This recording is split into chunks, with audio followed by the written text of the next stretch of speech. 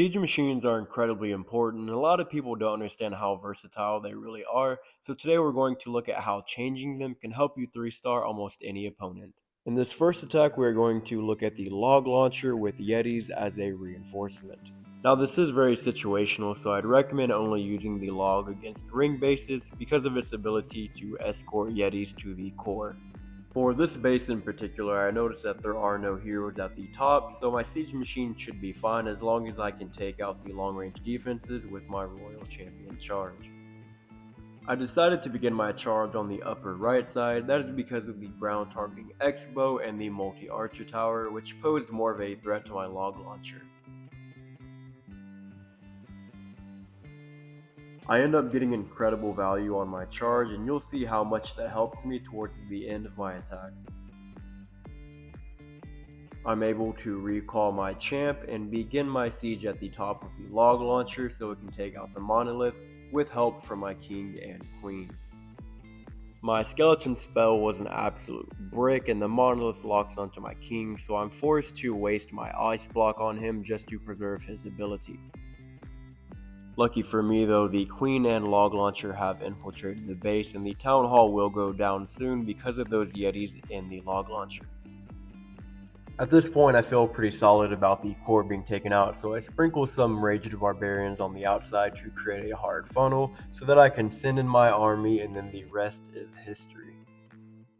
I feel pretty confident by this point and there is little room for error, so we'll go ahead and fast forward towards the end of the attack. As you can see, time really wasn't on our side, but we are able to get the 3-star with a few seconds remaining. For the next attack, we will be using the Siege Barracks reinforced with furnaces to create a hard funnel. Before I begin, I'd like to invite you to like, subscribe, and even share the video if you find it helpful. I'm still trying to decide which direction I want to go with the channel, so any bit of feedback goes a long way. I have the ricochet cannons all selected to show how much value is up there, but also how dangerous it is in the north. Either way, we are going to end up sending the royal champion there because there are no heroes around to pull her away. I usually like pushing my luck with the invis spells to get more value, but when you're attacking such a densely defended area, it's okay to be stingy and drop those invis pots a little quicker.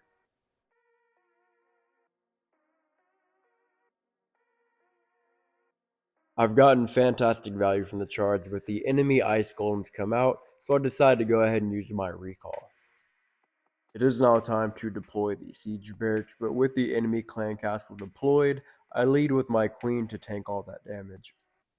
With the attack fully in motion, I'll go ahead and speed it up a bit, but I do want you to pay attention to the overgrowth I drop in the core, as well as how much work those furnaces do on the back side.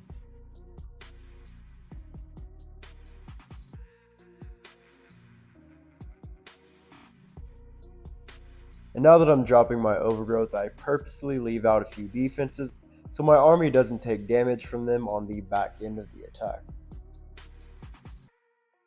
My army begins to split and I notice the overgrowth is almost over, so I use my warden ability to give them extra protection.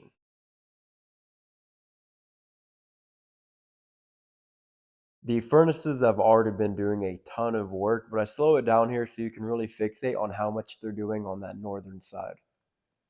After cleaning up, the remainder of my army worked its way north. I still have that late ability on the queen. It's pretty much a safe 3-star with plenty of time remaining.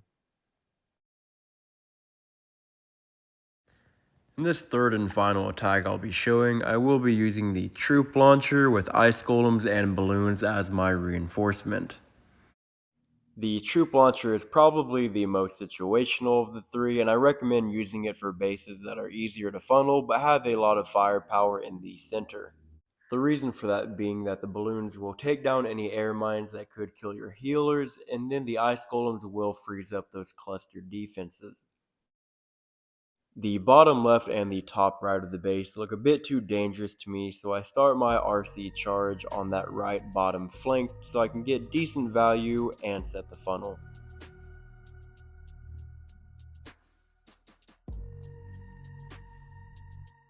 I do need a little bit of time to eliminate that enemy clan castle, so I drop my queen in the bottom right corner to give her a moment to do that. Now that the ice golems are locked onto my queen, I go ahead and deploy my army, followed by my troop launcher in the bottom corner. I isolate it a bit so that it takes no damage.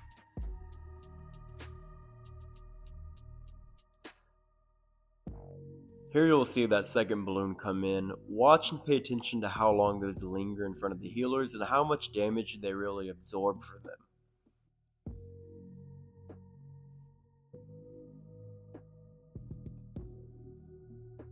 My champion is low on health and my army is splitting, so I go ahead and activate that warden ability, but notice that balloon is still out there taking shots like prime Ray Rice. Fast forward to the end of my attack, watch how that ice golem from my launcher freezes the town hall, and the champion along with a root rider take out both fire spitters and pretty much save my entire attack.